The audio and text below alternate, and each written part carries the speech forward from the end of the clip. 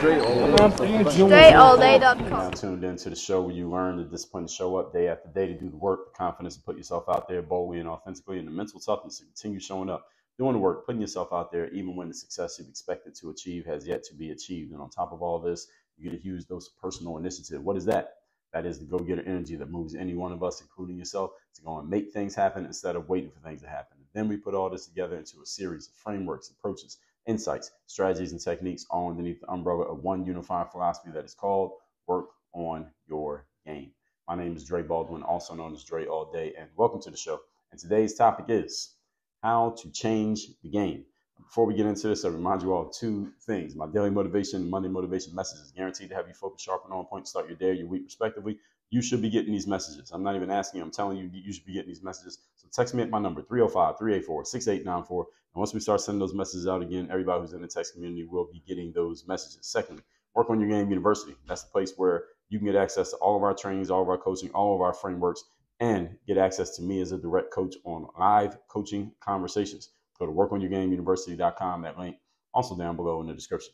That stuff out the way. Let's get into the topic, which is how to change the game. So when I say change the game, folks, in this specific context, what I mean is altering the terrain of a space that you have stepped into. In other words, you step into a space and you see this is the way that things are normally done. I want to change the way that things are normally done. And you want to either just change it unilaterally if you have that ability, or you have the leverage to do that. Often we do not. Or showing people that there is another way of going about things aside from how things have normally been done up to this point. So in other words, changing people's minds by showing them, by demonstration, not by explication, which is talking, but demonstration, which is doing. So this is about being someone who breaks the mold, goes boldly forward in such a way that other people eventually follow you into a space that they never would have stepped into had it not been for your example. So that's what this is about, setting a new example for people to follow because they saw you do it, or they know about you doing it, or they heard that you did it.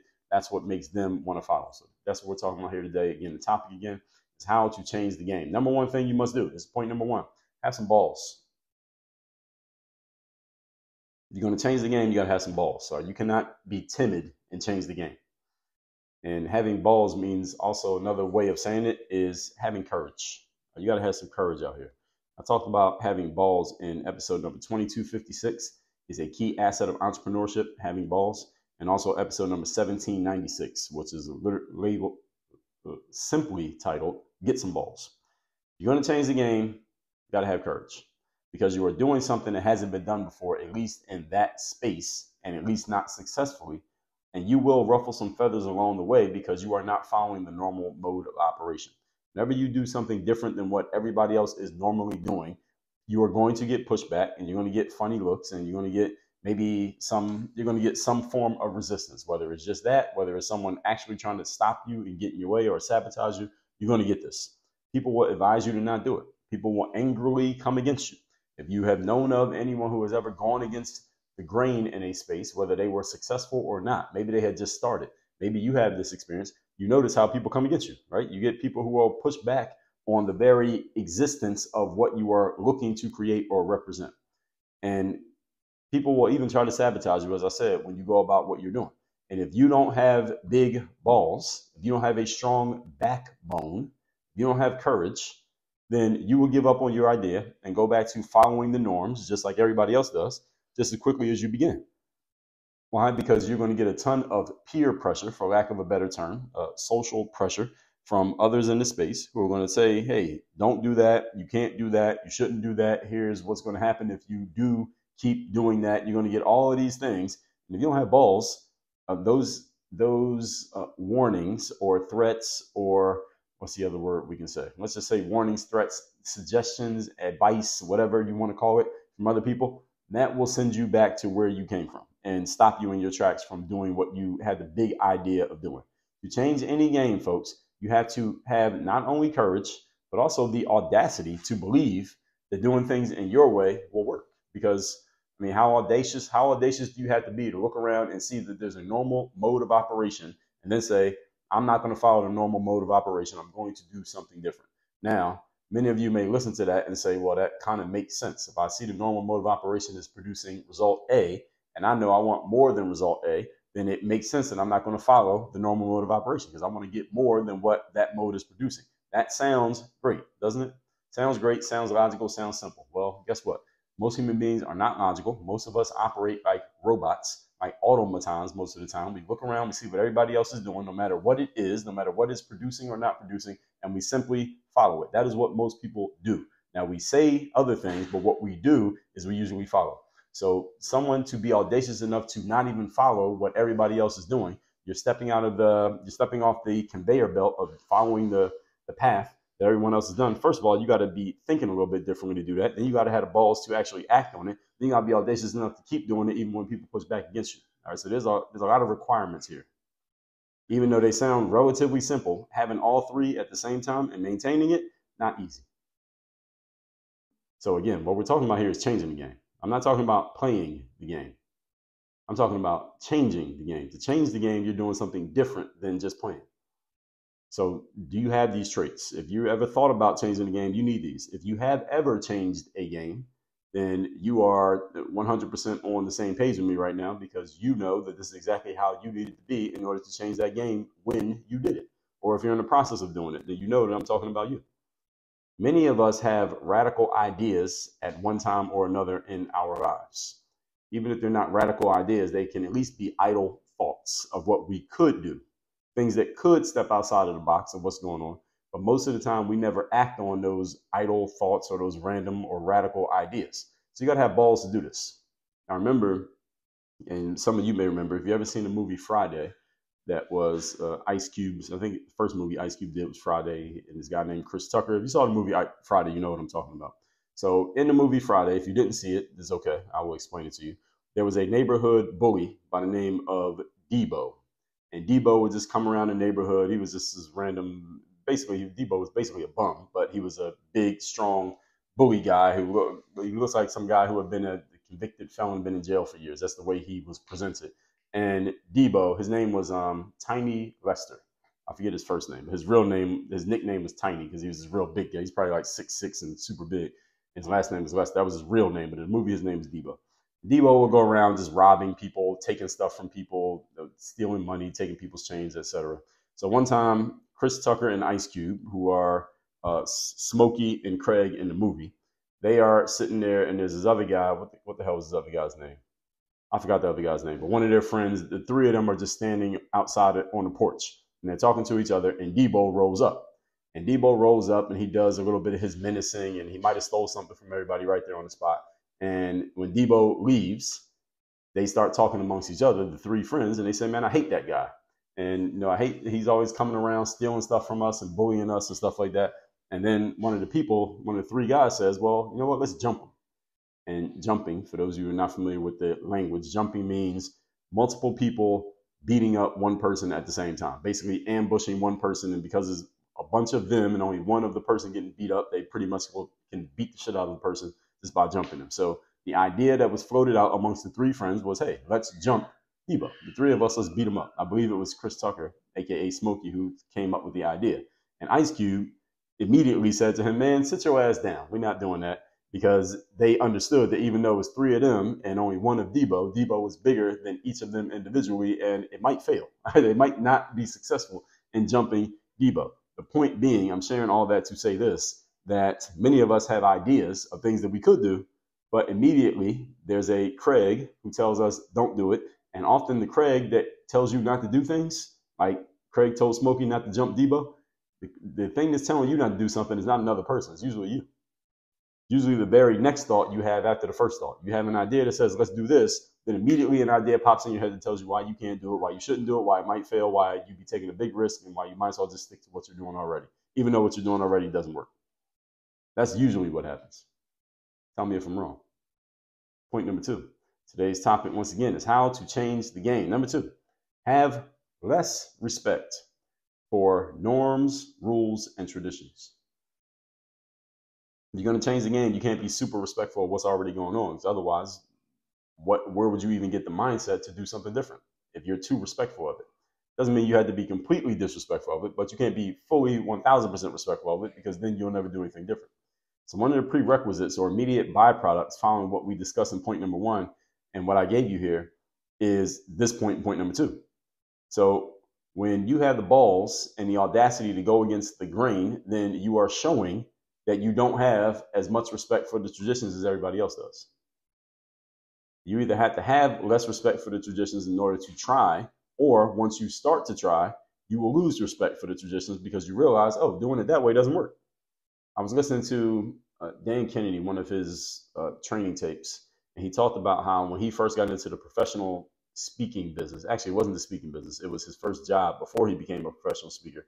He was a salesperson. And in the sales job, they would train you and tell you how to do the sales stuff, and they would tell you what the goals are, but they didn't really give you a good process for how to actually sell and how to sell successfully. They would just tell you, all right, here's what you're selling, here's the goal you got to hit, but they didn't really train you on how to do it. So what Dan did, being that he was new at the job and relatively young, he was like a kid out of high school, he just watched what the other salespeople were doing, and he followed the tradition of what they were doing for a short period of time until he realized that, all right, if I keep following these guys, I'm not going to make any money because what they're doing is not really going to help me hit any kind of goals that I have. So Dan immediately lost respect for the rules, norms, and traditions. Good thing is there weren't many of them in place when he got to the job that he got to. He started creating his own process to see if he could outdo what his peers were doing. He quickly started to outdo them. And what happened was, according to Dan's story, is that he started to get pushback from the management because he was going against the grain of what previously had been working. And eventually he just left the job and went into business for himself. The point being, he lost respect for the traditions because he saw that the traditions weren't working, and he saw that his way was actually better almost immediately. Sometimes that happens. Sometimes it doesn't. I'm just giving you some examples here so you know what you're stepping into. So when people see that your new idea is working, or you see it as working, you will lose respect for what's been working, but you have to try your new idea in order to find this out. Either way, if you are too respectful of what already exists, you will never entertain the notion of going against it, or at least you will not act on it. Some way you have to believe that the traditions of things and the way things have been done is insufficient for you. That's what you must believe. Only way to be wildly successful when stepping into a new space is to look around at what everybody else is already doing and make sure you are not doing exactly that. You somehow, some way, must do something different than what's already going on.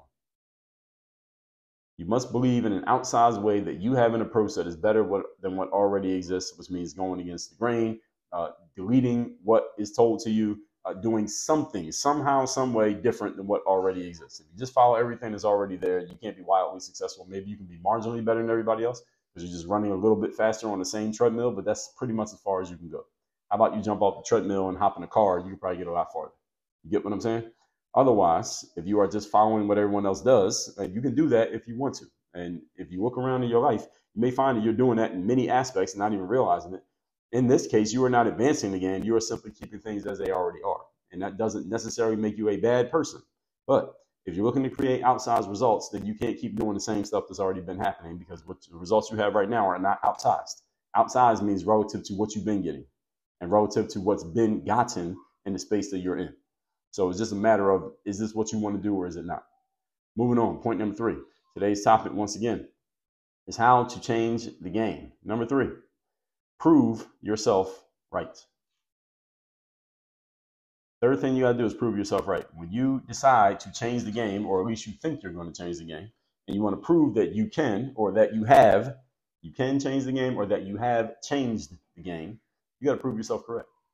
Because you're still going to have skeptics like, okay, you're changing the game. How? Let me see. Show me what you've done. With all of these things in place from point number 1 and point number 2, your new way of doing things has to actually work. So you can think all you want that your way will be an improvement on what already exists. You can think that, you can believe it. Now you got to prove it.